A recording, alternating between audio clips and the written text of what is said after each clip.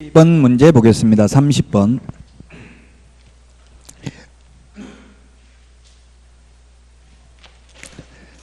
선매인데 선매는 먼저 사는 게 선매입니다. 먼저 선자 매수할 매자입니다.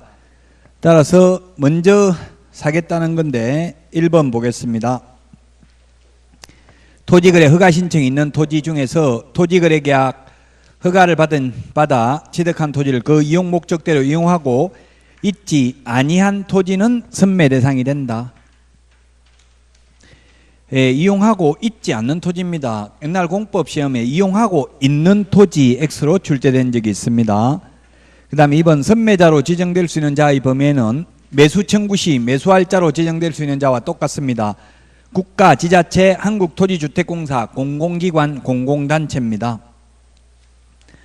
3번 허가관청은 선매 대상 토지에 대하여 토지거래계약 허가 신청이 있는 경우에는 그 신청이 있는 날로부터 1개월 이내에 선매자를 지정하여 토지 소유자에게 알려야 된다. 1개월입니다. 토지거래 허가와 관련해서 1개월이 5개가 있습니다. 선매자 지정 통지, 그 다음에 선매협의 완료, 선매협의 완료 조서 제출, 그 다음에 불허가 처분을 받았을 때 매수 청구 1월 이내에, 이 신청도 1월 이내에. 우리 그 암기 프린터 1월 5개 45번에 동그라미 4, 5, 6, 7, 8 5개라고요. 1월이. 다만 30일이 딱 하나 있는데요.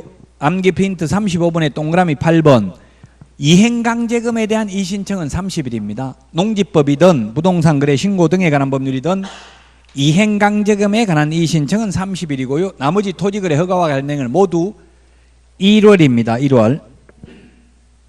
그래서 3번 맞고 4번 선매자로 지정된 자는 그 지정된 날로부터 15일 이내에 매수가격 등 선매 조건을 기재한 서면을 토지 소유자에게 통지하여 선매 협의를 해야 된다. 15일 이내입니다. 15일도 우리 암기 프린터 49번에 보면은 49번에 동그라미 6번에 적혀져 있어요. 49번에 동그라미 6번. 그래서 15번은 15일은 15일대로 제가 숫자는 다 이게 암기 프린트에 정리되어 있으니까 자꾸 자주 보시는 수밖에 없어요. 왜 나는 암기가 안 되냐? 이해는 되는데 큰 노력을 안 해서 그렇습니다. 더 열심히 하면 됩니다. 계속 보면 됩니다. 매일 보면.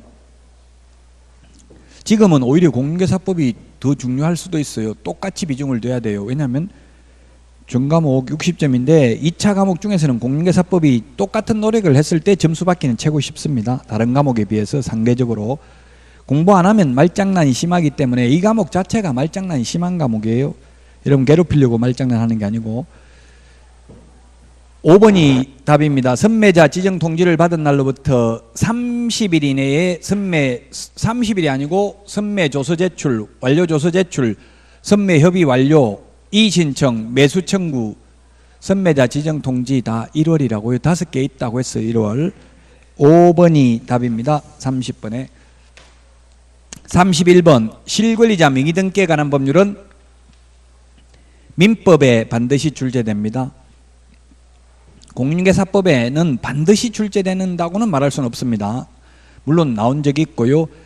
자, 그 다음에 1번 31번에 1번 이자간 명의신탁에서만 수탁자가 수탁부동산을 임의로 처분하면 횡령죄가 성립하고 3자간 명의신탁이나 계약 명의신탁은 횡령죄가 성립하지 않습니다. 그래서 1번 맞고요. 2번 중간 생략형 명의신탁에서 수탁자가 수탁부동산을 임의로 처분해도 횡령죄가 아니다. 2016년 5월 19일 판례가 변경됐습니다. 이제 횡령죄 아닙니다. 성립한다 해서 틀렸습니다. 2번이 답입니다. 3번 계약 명의신탁에서 수탁자가 임의로 처분해도 횡령죄 성립하지 않고요. 4번 명의수탁자는 3년에 1억 원이고요. 명의신탁자는 5년에 2억 원입니다. 5년 이하의 징역이나 2억 원 이하의 벌금입니다. 명의신탁자는. 자, 그 다음에 5번 명의신탁자에게 해당 부동산 가액의 100분의 30에 해당하는 금액 범위 안에서 과징금을 부과합니다. 무조건 일률적으로 100분의 30이라고 하면 X입니다. 헌법 불합치 결정이 나가지고 100분의 30 범위 내에서 대통령령으로 구체적으로 정하고 있습니다. 일괄적으로 100분의 30이 아니라 100분의 30 범위 내에 씁니다. 이행강제금은 일률적으로 100분의 10입니다. 1차 이행강제금. 2차 이행강제금은 100분의 20입니다. 실명법에서 1년 안에 과징금 부과받고 1년 안에 실명 명기 안 하면 1차 이행강제금 10%, 또 1년 지나면 2차 이행강제금 20% 부과합니다.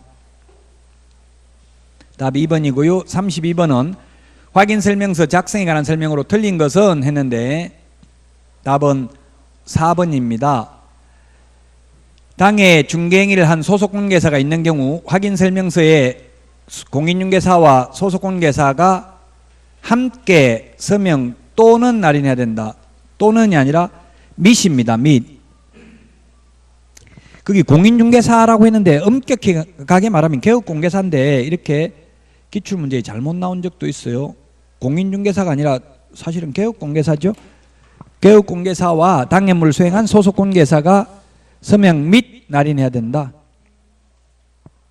4번이 틀렸습니다. 계약서 확인설명서만 서명 및 날인이고 그 외에 모든 서식은 서명 또는 날인입니다. 전속중개계약서, 부동산거래 신고서 서명 또는 날인입니다. 근데 매수신청 대리에서는 서명 또는인지 밋인지 없이 그냥 서명 날인이라고 되어 있어요. 매수신청 대리에서는. 그건 아직 시험에 나온 적이 없어요. 어쨌든 계약서 확인설명서는 서명 및 날인이고 전속중개계약서, 부동산거래 신고서에는 서명 또는 날인이다. 확인설명서에도 거래 당사자는 서명 또는 날인하도록 되어 있습니다. 답이 4번이고요. 5번에 있는 것처럼 거래 예정금액, 이게 좀 웃겨요. 웃기긴 하지만 5번 중개보수도 거래 예정금액을 기준으로 확인설명서에는 기재를 합니다. 자, 그래서 거래 예정금액이라는 말을 쓰는 게 5번 나옵니다. 우리 공인중개사법에는 거래 예정금액이 있고 거래 예정가격, 예정가액, 예정금액 같은 말입니다. 그 다음에 의뢰금액이 있고 실제 거래 금액이 있습니다. 의뢰 금액은 호가입니다. 호가. 부르는 금액입니다. 의뢰 금액은 전속중개계약서 확인설명서 서식에 보면 의뢰 금액을 적도록 되어 있고요. 서식에. 그건 시험에 잘 안 나오고요. 거래 예정가격, 예정금액이 5개가 잘 나오는데요. 거래 예정금액을 5번이 뭐가 있느냐면 확인 설명해야 됩니다. 거래 예정금액은 일종의 시세입니다. 개업공개사가 계략적으로 평가한 금액입니다. 그래서 확인설명사항입니다. 확인설명사항. 두 번째 확인설명서 기재해야 될 사항입니다. 그 다음에 확인설명서 기재할 때 중개보수는 거래 예정금액 또는 예정가격 같다고 했죠. 거래 예정금액 곱하기 요율과 같이 기재를 합니다. 그 다음에 또 거래 예정금액은 어디 있냐면은 전속중개계약 시 정보 공개해야 될 사항입니다. 정보 공개할 때 거래 예정금액을 공개해야 되고요. 그 다음에 일반 중개계약 표준이 되는 서식에 보면은 일반 중개계약 표준 서식에 보면 우리 암기 프린터 10번에 물가 수준 이렇게 적어놨습니다. 중개대상 물의 위치 및 규모, 가가 거래 예정 가격 또는 예정 금액, 그 다음에 의뢰인과 개업공개사가 거래 예정 가격에 의한 중개보수, 의뢰인과 개업공개사가 준수하여야 할 사항, 물가 수준, 여기 가가 거래 예정 가격이라고요. 4가지 사항을 기재한 일반 중개계약서 작성을 요청할 수 있다. 그래서 거래 예정가격이라는 표현 또는 예정금액이라는 표현을 쓰는 게 5번 나온다. 의뢰 금액은 2번 나오고요. 그 다음에 실제 거래가격은 뭐 거래계약서에는 실제 거래금액, 그 다음에 실거래액 신고할 때도 실제 거래금액 이런 게 있습니다. 그 다음에 거래금액은 변경신고할 수 있는 사항에도 해당되죠. 우리 암기 프린터 15번에 보면 암기 프린터 15번에 동그라미 7번에 보면 거래가격은 변경신고 대상도 됩니다.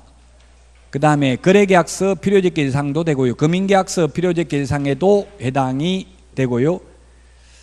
실거래가격 신고해야 될 사항도 됩니다. 자, 그래서 32번의 답 4번이고요. 33번 장사 등에 관한 법률과 분묘기지권 합해서 한 문제 정도.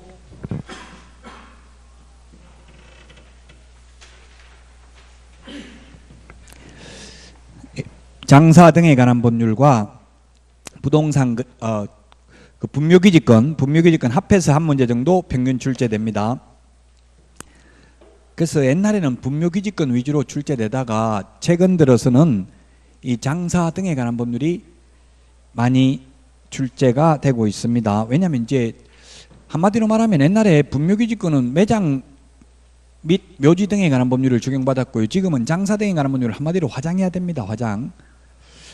뭐 하나뿐인 내 딸인가 뭐 그것도 보니까 마지막에 돌아가셔가지고 화장해가지고 그거는 장사 등에 관한 법률 위반인데 엄격히 보면 큰 나무 밑에다 그냥 마음대로 묻어버리더라고. 그거는 사실은 그렇게 하면 안 되는데 드라마가 그런 식으로 하더라고요. 어쨌든 이제 화장해야 됩니다. 화장. 어쨌든 화장은 했어요. 거기서도. 자, 그래서 기억해 보니까 매장을 한 자는 했는데 매장을 한 자는 사후 30일 이내 신고 맞습니다. 그 다음에 화장을 하려는 자, 그 다음에 디귿 개장을 하려는 자, 매장은 사후 30일 이내 신고고 니은 화장이나 디귿 개장은 미리 신고입니다. 미리. 화장 개장은 미리 신고입니다. 화장은 불태워서 장사하는 것을 말하고 개장은 옮기는 거 이장을 말합니다. 그 다음에 리얼에 보면 가족, 종중, 문중, 법인 묘지 안의 분묘 일기의 점유 면적은 10제곱미터, 합장은 15제곱미터를 초과해서는 아니 되고요. 그 다음에 미음의 개인 묘지는 30제곱미터 초과해서는 아니 되고요. 비읍이 틀렸습니다. 비읍에 개인 자연장지는 사후 30일이 맞는데 가족 자연장지는 미리 사전 신고하는 걸로 개정됐습니다. 바뀌었습니다. 그래서 가족 자연장지는 사전 신고로 바뀌었기 때문에 비읍이 틀렸습니다. 미리 신고해야 됩니다. 가족 자연장지는. 개인 자연장지는 사후 30일이 맞고요. 그 다음에 시옷, 종중, 문중 자연장지를 조성하려는 자 사전 신고 맞습니다. 법인 자연장지는 사전 허가받아야 됩니다. 묘지의 경우는 개인 묘지는 사후 30일 이내 신고, 가족, 종중, 문중, 법인, 묘지 미리 허가받아야 됩니다. 모두. 그래서 묘지를 설치하지 말라는 이야기죠. 묘지는 다 허가받아야 됩니다. 개인 묘지 빼고는.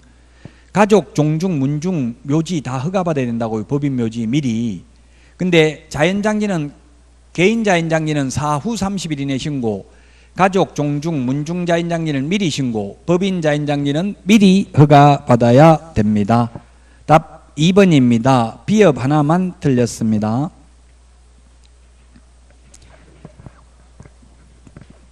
34번.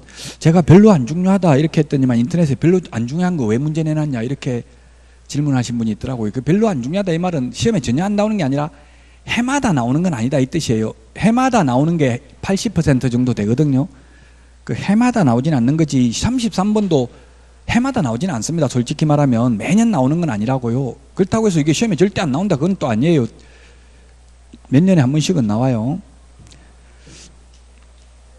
34번 옳은 것은 했는데 1번 갑은 개설 등록 이전에 손해배상 책임을 보장하기 위해서 보정보험 공제가입하거나 공탁해야 된다. 개설 등록 이전에 개설 등록 안 하면 이전이면 무등록이에요. 무등록업자는 가입 못해요.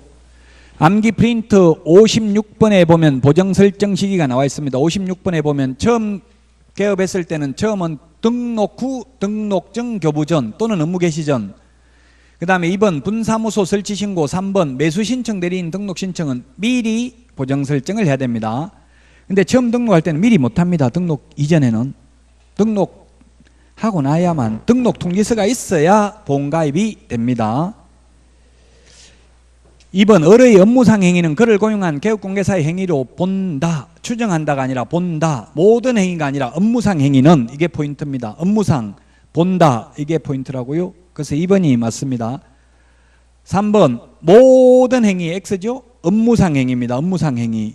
그 다음에 4번은 갑의 병에 대한 책임이 인정되는 경우 을은 직접 병에게 손해배상 책임을 지지 않는다. 을이 보조원이에요. 직원이에요. 직원도 책임이 있다고 했죠. 직원이 잘못했으면. 사장이 잘못했으면 물론 사장만 책임이 있습니다. 그 다음에 5번은 직원이 을이 잘못해가지고 손해를 입혔으면, 만약에 갑인 사장이 손해배상을 했으면 나중에 을 직원에게 구상권을 행사할 수 있습니다. 그래서 없다 해서 틀렸고 답은 2번입니다. 35번 원본 제출 또는 첨부해야 되는 경우는 모두 몇 개인가? 답은 3번입니다. 기억, 휴업신고, 니은, 폐업신고, 등록증 원본을 반납해야 됩니다. 원본, 4번 말이 없으면 그건 원본이고요. 4번은 반드시 4번이라고 해야 됩니다. 디귿에 등록인장 변경신고서를 제출하는 경우는 중개사무소 등록증 원본에다가 변경인장인 해가지고 도장을 찍어야 되니까 등록증을 첨부해야 됩니다. 원본을. 그 다음에 사무소 이전하는 경우에도 종전 등록증 원본을 반납하고 새로 받아야 되죠. 그래서 리얼까지 모두 원본이고요. 미음에 거래정보사업자 지정신청서를 제출하는 경우는 자격증 4번입니다. 그 다음에 비업에 분사무소 설치 신고하는 경우 실무교육 수료증 4번입니다. 실무교육 수료증 4번. 답은 아무 문제가 없는데 해설을 보니까 좀 매끄럽지 않게 해놨어요. 해설에 비업을 보면 실무교육 수료증인데 아마 자격증 4번 이렇게 해놓은 것 같아요. 해설을 좀 부적절한데 고치도록 하겠습니다. 정답은 아무런 영향이 없습니다. 정답은 맞습니다. 그대로 오답은 없습니다. 어쨌든 실무교육 수료증 원본이 아니고 4번입니다. 해설에는 아마 실무교육이 아니고 자격증 4번 이렇게 해놨을 거예요. 자격증 4번은 제출 안 하죠. 분사무소의 경우. 해설이 조금 부적절하고요. 어쨌든 분사무소 설치 신고할 경우 실무교육 수료증 4번을 제출합니다. 시옷 분사무소 이전 신고하는 경우에는 분사무소 설치 신고 필정 원본을 제출해야 됩니다. 원본 제출을 해야 됩니다. 그 다음에 이런 거 이전하려면 당연히 원본 제출하고 다시 받아야 되겠죠. 이형에 중개사무소 개설 등록 신청할 때는 자격증 미제출, 분사무소 설치 신고할 때도 자격증 미제출, 지어세 매수 신청 대리인 등록 신청할 때 자격증 4번 제출입니다. 거래정보사업자 지정 신청할 때도 자격증 4번 제출이죠. 암기 프린트 51번에 원본 4번 제출 첨부해야 되는 거 51개 적어놨습니다. 한번 읽어보셔야 됩니다. 35번에 답 3번입니다. 기역, 니은, 디귿, 리얼, 시옷 5개입니다. 36번입니다. 틀린 것은 했는데 1번 임차인이 사망한 때 사망 당시 상속인이 그 주택에서 가정공동생활을 하고 있지 아니한 경우에는 그 주택에서 가정공동생활을 하던 사실상 혼인관계에 있는 자와 이촌 이내의 친족이 공동으로 임차인의 권리와 의무를 승계한다. 맞습니다. 이 사실혼은 우리 시험 범위에 들어가는 것 중에서 사실혼은 주택임대차보호법만 보호됩니다. 상가건물임대차보호법, 부동산 실권리자 명의등기에 관한 법률, 민법에서는 사실혼은 보호되지 않습니다. 사실혼은 상속이 안 됩니다. 그래서 돈을 너무 많이 벌어놓고 배우자가 사망하면 재혼 못합니다. 자식들이 반대하기 때문에. 재혼하면 배우자한테 상속이 되니까 그냥 사실혼 관계로 사세요 이렇게 한다고요. 돈 없으면 빨리 가라고 그래요. 짐 되니까. 그 재혼하고 싶으면 돈이 없어야 됩니다. 나이 먹으면 자식들이 무서워요. 자, 어쨌든 사실혼 이게 뭐 시험에 출제된 적이 있는데, 사실혼, 만약에 임차인이 있고, 이 임차인과 사실혼 관계에 있는 배우자가 있습니다. 사실혼하고 법률혼하고 다른 점은 오로지 혼인신고를 안 했을 뿐입니다. 혼인사실의 객체가 존재하고 혼인의사의 합치가 돼야 되는 점은 법률혼과 똑같습니다. 그 유부남 유부녀는 사실혼이 안 되죠. 유부남 유부녀는 불륜이지 애놓고 살아도 그건 사실혼이 아닙니다. 사실혼은 왜 혼인의사의 합치가 없기 때문에 우리나라는 중혼이 허용되지 않습니다. 일부일처제입니다. 자, 근데 이 둘이만 살다가 죽었다면 사실혼 관계에 있는 자에게 100% 승계가 상속이 됩니다. 근데 이촌 이내의 상속인이 이 임차인이 남자라고 생각하고요. 만약에 이 남자분의 노부모가 이 한 집에서 같이 살고 있다가 임차인 사망하면 상속인에게만 100% 상속이 됩니다. 상속인은 요양원에 모시고 있고 둘이 사실혼 관계에 있는 자 둘이만 살다가 사망하면 이 상속인과 사실혼 관계에 있는 배우자가 2분의 1씩 공동으로 승계합니다. 노부모를 모시면 한 푼도 상속이 안 되고 안 모시면 2분의 1이 상속된다면 여러분 같으면 모셔요 안 모셔요? 숨도 안 쉬고 안 모시려고 하겠죠? 그래서 고려대학교 김형배 교수는 여기에 대해서 신랄한 비판을 하고 있습니다. 노부모 모시면 한 푼도 안 주고 법을 개정해야 된다고 하고 있는데 현재는 이렇게 법이 되어 있기 때문에 악법도 법입니다. 모시면 한 푼도 못 받습니다.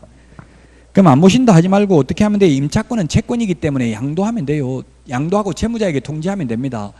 나 배우자한테 양도했다 하고 내용증명 보내면 된다고 임대인한테. 그러면 바로 효과가 생기는 거죠. 자, 2번 주택의 미등기 전세도 주택임대차보호법을 준용하고요. 그 다음에 3번 묵시적으로 갱신된 경우 임차인은 언제든지 해지 통지할 수 있다. 맞습니다. 임차인은 언제든지 해지 통지할 수 있고 임대인은 또다시 2년을 보장해 주어야 합니다. 그 시험에 아직 나온 적은 없는데 현업에 있는 분들이 질문을 많이 하던데요. 오피스텔 원룸 이런 거는 1년 계약을 많이 하거든요. 1년 계약을 해가지고 한 달 지났어요. 한 달 지났는데 이게 묵시적 갱신됐다고 주장해서 임차인이 해지 통보하면 3개월 후에 효력이 발생하는지 여부 발생할까요? 안 할까요? 발생하지 않는다. 1년 넘어버리면 그냥 최단기 존속기간 2년으로 된다고 보는 거예요. 그 1년 넘어가지고 묵시적 갱신됐다고 해서 이게 또 여기서부터 2년을 주장할 수는 없다는 게 판례예요. 2년 끝나기 6개월 전부터 1개월 사이에 나가라고 하면 나가야 돼요. 세입자는. 그리고 또 1년 계약해놓고 원래 2년까지 할 수 있는데 1년 계약해놓고 묵시적 갱신됐다고 묵시적 갱신됐으니까 해지하고 돈 내달라 할 수도 없는 거예요. 주인은 2년까지 돈 안 내줘도 돼요.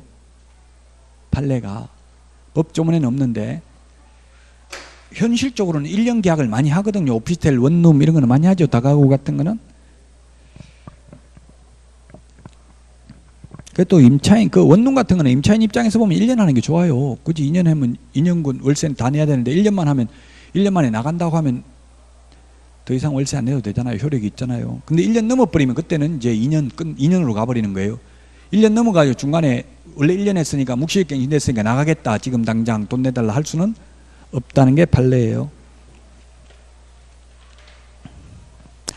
자, 그 다음에 4번은 편면적 강행 규정으로서 임차인에게 불리한 약정은 무효입니다. 법에 있는 것보다 불리한 약정은. 5번이 답입니다.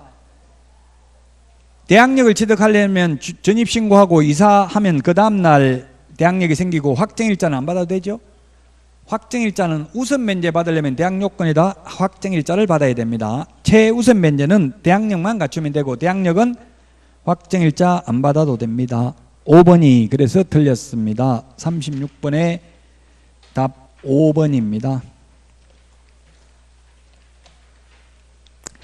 37번입니다. 상가 임대차. 주택, 상가, 민법, 공인중개사법에서 각각 한 문제씩 반드시 출제됩니다. 오늘 아까 이야기했습니다. 이거 틀린 것은 했는데 답은 5번입니다. 파주시의 경우 환산보증금이 최우선 면제 받을 때는 파주는 기타지역에 해당된다 했죠. 오늘 했잖아요. 아까 우선 면제 받을 때는 파주는 광역시에 해당된다고요. 5억 4천 이하인 경우에 우선 면제 받지만 최우선 면제 받으려면 3천만 원 이하인 경우 1,000만 원까지만 최우선 면제 받는다고요. 5번이 틀렸어요. 오늘 첫 시간에 이야기했습니다. 이거 또 적을 필요 없고요. 그래서 5번이 정답입니다. 이거 바뀌었기 때문에 좀 이거 이해가 안 되면 암기 프린트 29번 우리 서브노트는 요약집은 어디에 있냐면은 요약집은 125페이지에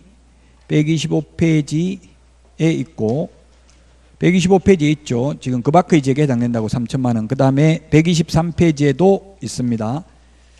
125페이지하고 123페이지에 있습니다. 상가의 경우에는.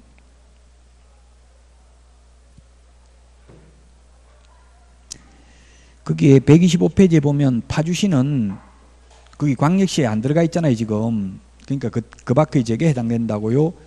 조금 이게 어렵습니다. 근데 반드시 정리해야 됩니다. 이번에 다 개정된 것들이기 때문에. 37번에 답 5번이고요. 38번은 이것도 오늘 했는데 한 번 더 다시 한번 보면 환산보증금이 일정한 금액을 초과하는 경우에도 적용되는 게 뭐라고 했어요? 표준,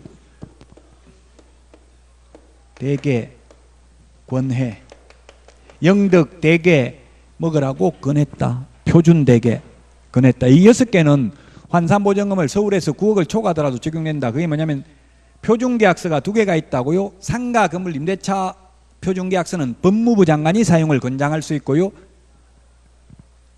표준 권리금 계약서, 권리금 표준 계약서는 국토교통부 장관이 사용을 권장할 수 있어요. 이거는 환산보증금과 상관없이 권장할 수 있다고요. 그 다음에 대항력, 계약갱신 요구권 10년까지 보장해 주는 거, 그 다음에 권리금 회수기의 보장, 임대차 기간 만료 6개월 전부터 임대차 기간 종료 시까지 권리금 회수 기회는 줘야 되죠.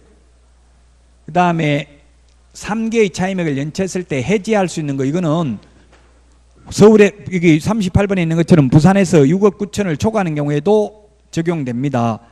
그럼 적용 안 되는 걸 지금 고르네요. 디귿, 법정갱신, 묵시적 갱신, 리얼에 5%밖에 못 올린다. 이형의 월차임 질환시 산정률, 이런 거는 적용이 안 됩니다. 이거 말고도 적용 안 되는 게 뭐가 있을까요? 임차권 등기 명령제도, 임차권 등기 명령제도, 최단기 존속기간, 이런 거 전부 적용 안 됩니다.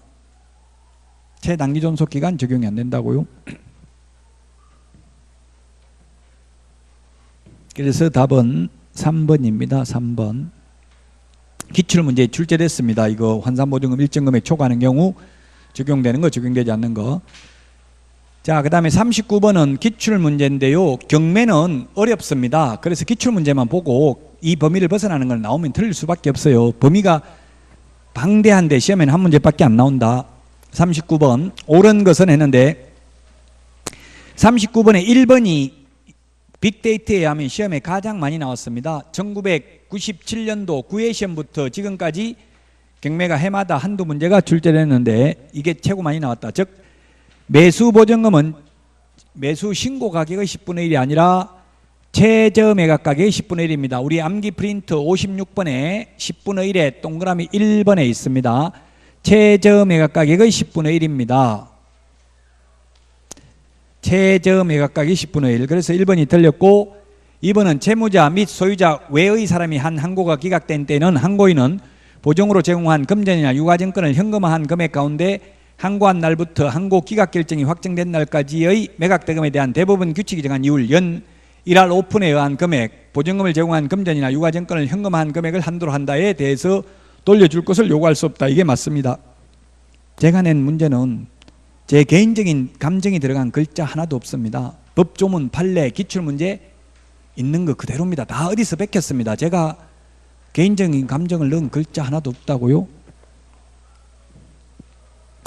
2번 맞습니다. 2번 조금 이따 보고요. 3번 다시 한번 보고 3번 매수는 매각대금이 지급되어 법원 사무관 등이 소유권 이전 등기를 촉탁한 때 취득하는 게 아니라 매각대금을 완납하는 순간, 대금 납부하는 순간 소유권을 취득합니다. 등기 없이도 민법 187조에 의해서 상속, 경매 등의 경우에는 등기 없이도 물권 변동 효력이 생기죠. 물권 변동 효력이 생기는 게 법률행위하고 법률의 규정 두 가지가 있잖아요. 이거는 법률의 규정에 의해서 등기 없이도 소유권을 취득하게 됩니다. 대금을 완납하는 순간. 4번은 대금 지급 기일이 아니라 대금 지급 기한입니다. 기한. 그래서 틀렸고, 그 다음에 5번 재매각 절차에서 전 매수인은 매수 신청을 할 수 없습니다.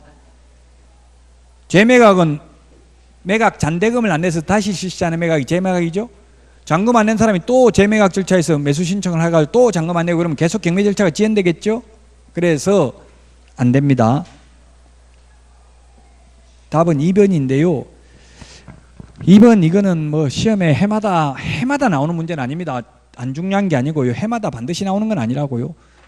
자, 그런데 만약에 최저 매각 가격이 9천만 원인데 1등을 하려고 1억을 써냈습니다. 그러면 매수보증금은 최저 매각 가격 10%를 내고요. 잔금은 9,100만 원이 남았습니다. 그래서 1억에 매각 허가 결정을 하려고 하니까 허가하면 안 된다라고 상급법원에 이의를 제기하는 걸 항고라고 하는데, 항고할 때는 매각 대금의 10%인 1,000만 원을 보증금으로 공탁을 해야 된다. 항고가 기각되면 대법원 규칙이 정한 이율이 연 15%입니다. 15% 하면 1년에 1,500만 원. 1,500만 원 나누기 365일 하면 하루 이자가 42,000원 정도 됩니다.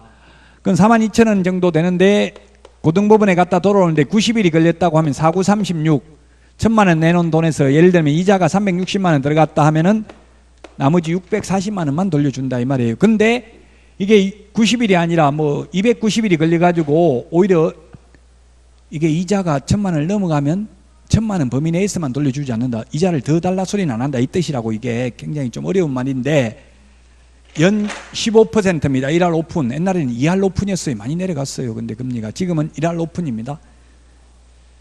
이거 모르면 그냥 넘어가시라고. 해마다 출제되는 건 아니니까. 제가 별로 안 중요하다 이 말은 해마다 매년 나오는 문제는 아니다 이 뜻이에요. 뭐 전혀 출제 안 되는 걸 내놓은 건 아닙니다. 근데 40문제가 다 해마다 나오는 것만 낼 수는 없어요. 이게 범위가 워낙 방대하기 때문에. 39번에 답 2번이고요. 40번 매수 신청 내린 등록 틀린 것입니다. 1번 개업 공인중개사는 중개업을 휴업 또는 폐업한 경우 그 사유가 발생한 날부터 10일 이내 지방법원장에 신고해야 됩니다. 이것도 좀 어려운 지문인데 역시 해마다 나오는 지문은 아닙니다. 이게 좀 어렵죠. 매수 신청 대리를 휴업하고자 하는 경우 3월 초과해서 휴업하고자 하는 경우 미리 지방법원장에 신고해야 됩니다. 근데 지금 1번은 매수 신청 대리를 휴업하는 게 아니라 중개업을 휴업한 경우잖아요. 중개업을 휴업하고자 하는 경우는 미리 등록관청에 또 3월 초과해서 휴업하고자 하는 경우 미리 등록관청에 신고하죠. 미리 하고 지방법원장에게 사후 10일 이내에 또 신고해야 된다고요. 2번은 자주 출제되는 지문입니다. 업무정지 처분을 받은 때에는 출입문에 표시해야 됩니다. 매수 신청 대리의 경우. 중개사무소는 업무정지돼도 업무정지됐다고 출입문에 써붙일 필요가 없습니다. 3번 협회는 등록관청으로부터 중개사무소 개설등록, 휴업, 폐업신고, 자격취소, 자격정지. 인터넷에 보니까 아주 공부를 많이 하신 분 이게 자격정지, 등록, 자격정지 동그라미 넣으세요. 등록취소, 업무정지 등에 관한 사항을 통보받은 후 10일 이내 법원 행정처장이 통지해야 된다. 맞는데요. 이게 엄밀히 보면 논리적으로 보면 자격정지는 안 맞아요. 근데 매수신청대리 예규 규칙에 이렇게 돼 있어요. 일단 자격정지 동그라미 해놓고요. 4번 지방법원장은 매수신청대리 업무에 관하여 협회를 감독합니다. 이게 틀렸습니다. 법원 행정처장이 협회를 감독합니다. 지방법원장은 매수신청대리인 등록을 한 개업공개사와 협회 시도 지부를 감독합니다.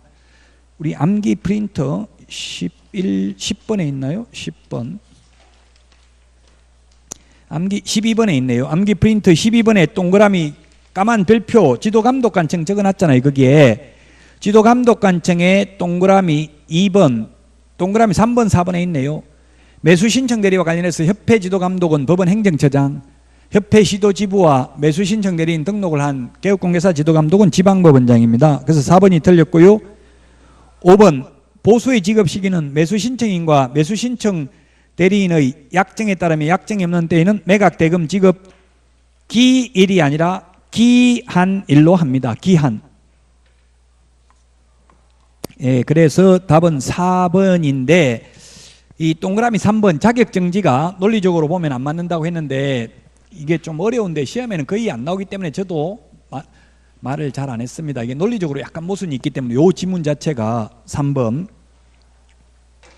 자, 이게 뭐냐 하면 우리 암기 프린터는 거기에 암기 프린터 11을 찾아보시면 암기 프린터 11이 44번 암기 프린터 44번에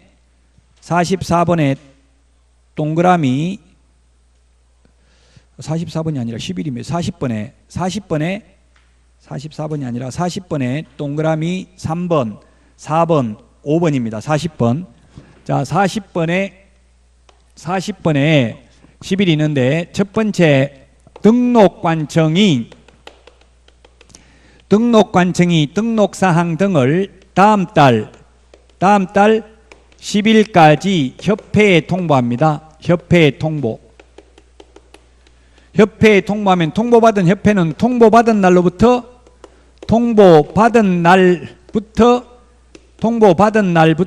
10일 이내에 법원 행정처장에게 통지합니다. 법원 행정처장에게 통지합니다.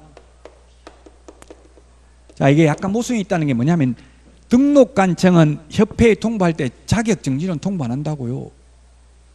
통보한다는 말이 없어요. 자격정지는 통보한다는 말이. 우리 암기 프린터 25번에 보면 등록관청이 다음 달 10일까지 통보해야 되는 게 6가지가 있잖아요. 암기 프린터 25번에.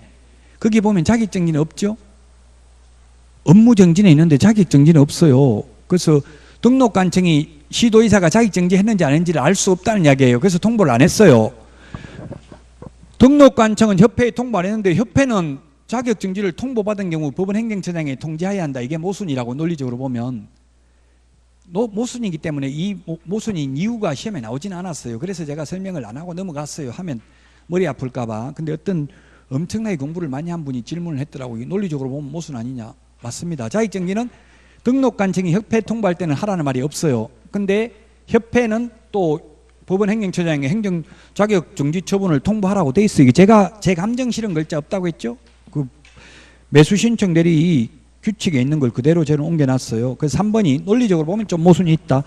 자, 그 다음에 또 지방법원장은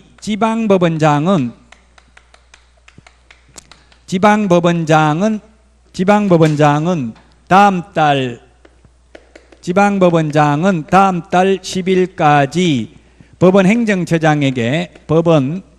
법원 행정처장에게 매수 신청 대리인 등록사항 등을 통지합니다. 그러면 법원 행정처장은 다음 달 15일까지 협회에 매수 신청 대리인 등록사항 등을 통지합니다. 그래서 10일이 여기 3번 나와 있고요.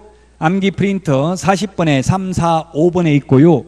15일이라는 것도 우리 암기 프린터 49번에 여기 있어 15일. 이게 좀 헷갈려요. 그래서 비교해서 정리를 하라는 말씀입니다. 자, 40번에 답 3번입니다. 아마 지금 점수가 안 나오고 하니까 스트레스 받고 뭔가 외부 요인을 찾고 싶을 겁니다. 가족이 방해를 해서, 강사가 똑바로 강의를 못해서 누군가에 대한 분노를 느끼지 마시고요. 어차피 모든 책임은 내가 져야 됩니다. 남 탓을 해도 소용없고요. 남은 한 달이니까 한 달 동안 최선을 다해서 모두 합격하시기를 바라고요. 다음 주에는 이제 100문제 100선 합니다. 미리 다 풀어보고 오십시오. 하루 종일 100선 100문제 하니까요. 고생 많이 하셨고요. 다음 주에 뵙겠습니다. 수고하셨습니다.